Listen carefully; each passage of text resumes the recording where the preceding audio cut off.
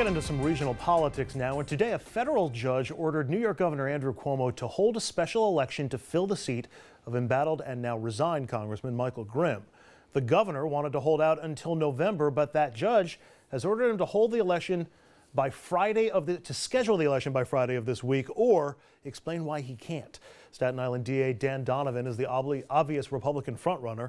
However, the Democrats are struggling to find their candidate. And Jeannie, what do you think? Is that why Cuomo's dragging his heels on this thing? Because the Democrats can't find a candidate? Yeah, absolutely. I mean, they can't put Dominic Recchia up again. And so, and look at Dan Donovan is a formidable candidate, but that we've always known that. This is a district that is going to go Republican, except, I mean, look at, they went Republican in the case where the guy was under federal investigation, where the guy had threatened to throw somebody off a balcony. I mean, they're going to go Republican. So the governor knows that, and he wants to hold out, hoping they can find a Democrat from Staten Island who can get some energy behind him or her, and that hasn't happened. You know, the way the language is worded in the rules on this, Dominic, the governor, there is no time frame on when the governor has to announce a special election.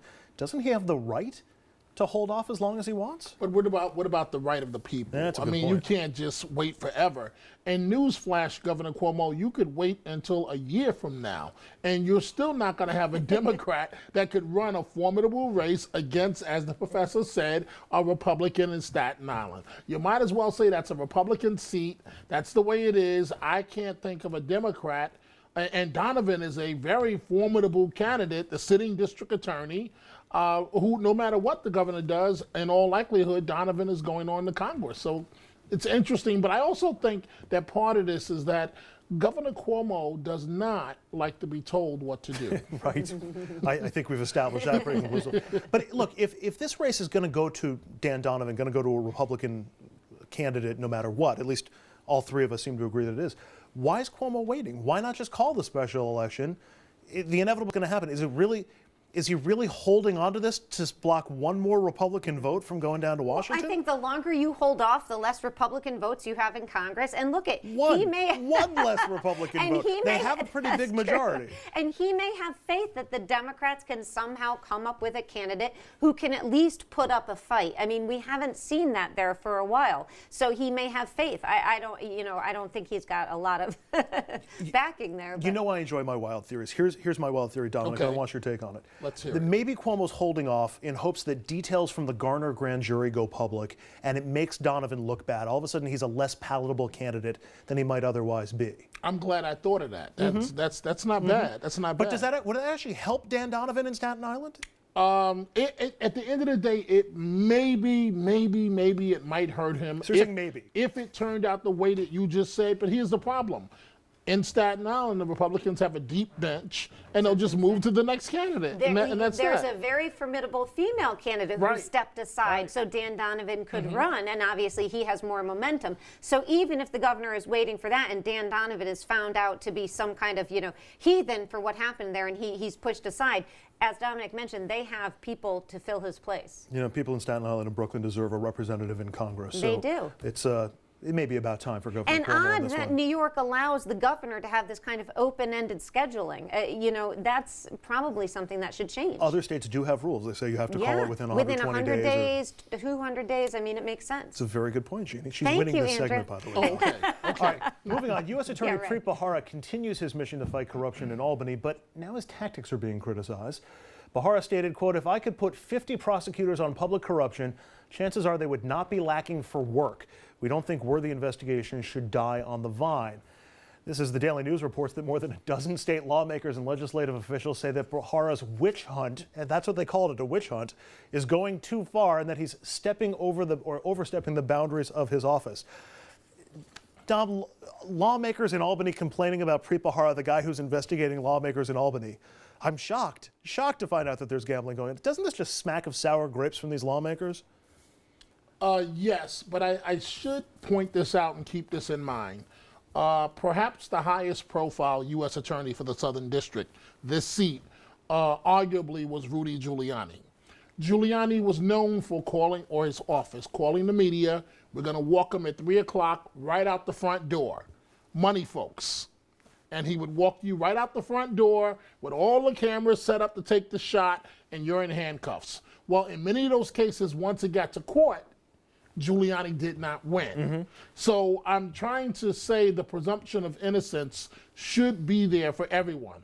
But with that said, with Albany, if I were these lawmakers, the best thing they can do is leave this U.S. attorney alone, because he's not going to stop. But perhaps he should cut back on his public comments. He's starting to look too much like a politician. But you're saying don't poke the bear. If you're giving counsel to a lawmaker in Albany. If I'm one of these poverty pimp lawmakers in Albany, yes, don't poke the bear. Can I be any more direct than that? I don't think so. Jeannie, if these complaints are coming from Republicans and Democrats alike, and it's rare that you see this kind of bipartisanship even... They agree. Right. Does that mean that, what's your take on it, that Bahara maybe is stepping a little too far, or that both sides are just really scared of it? You know, look, I do think there have been complaints from lawmakers that which are true. You can't say everybody in Albany is corrupt, because it's simply not true. You know, of course, there is widespread corruption. But, you know, I think Bahara does run a risk of being too out there. You know, you compare him to somebody like Loretta Lynch, who has been a very successful career, very successful in her work, and yet has not been out there publicly in the way he has. And some of the comments he's made about the 3 men in a room and so on and so forth, you know, some of them do sound like he's running a campaign rather than trying to prosecute. So I think he's got to be very careful about that. He said he doesn't want to run for office. I'm not sure I believe him, and I know other people don't believe him. And frankly, I don't really see the personality for him to run for office. I'm not sure either. Yeah. I mean, I just don't see it. I mean, you've got to have that it factor. And besides being a prosecutor who's locking up a lot of alleged corrupt politicians, I don't really see the it factor. All right, I got one that I'm really not sure where I stand on, so I'm counting on you guys to tell me what I think about it. It's the MTA's congestion pricing plan that's back in the news again. The plan has been released,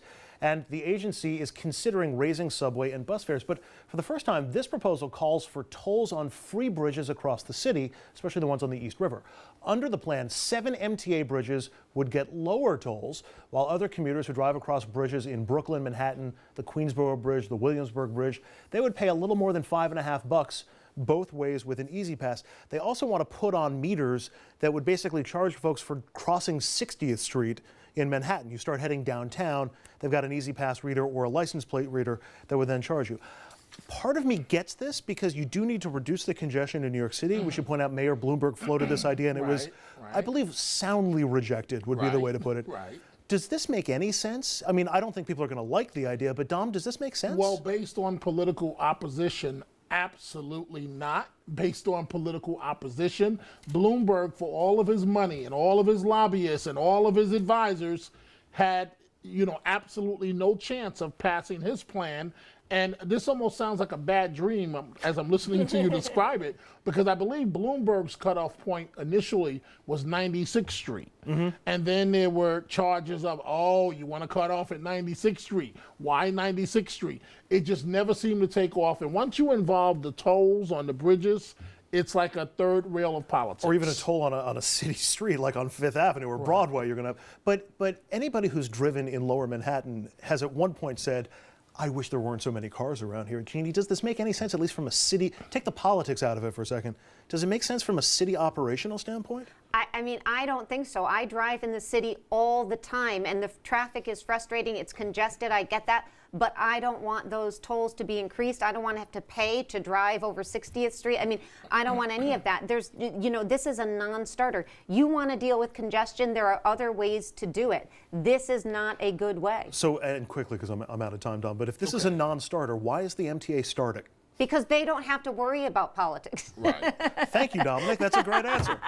Sorry, Dominic. It's okay. And you know, I passed through, I know you got to move on, but the Citibank, the bikes, it seems like that's an idea that's dying. You know, Well, the there's bikes. 47 feet of snow outside, so it's, that would explain minus it. 10 degrees. But It's not before- ideal biking but weather. before it snowed, it just How many seemed times like have you ridden them? A city bike? None. Me, zero. None. You? But they have- Zero. I live in Manhattan to a point where they haven't extended them up that far. It's not, there's no city bike around. I would if they were around. So there. Well, I want to see photos of that. When they bring them north. You and Hillary on your all city right, bikes. all right. I want to see it. I don't think Hillary's going for that. and for the audience, they're like, Hillary Clinton? No, we're talking about the woman in his life. The woman in his life, Yes. the Fiancé. beautiful woman. Your fiance, But yes. speaking of Hillary Beautiful Clinton, Hillary. can I speak about Hillary? I can speak about Hillary Clinton. Up next, the 2016 race is now in full swing. After a break, we talk Hillary Clinton, Chris Christie, and who's that guy on the right side of the screen, and should he be considered a serious player in the 2016 race? Time for presidential politics next.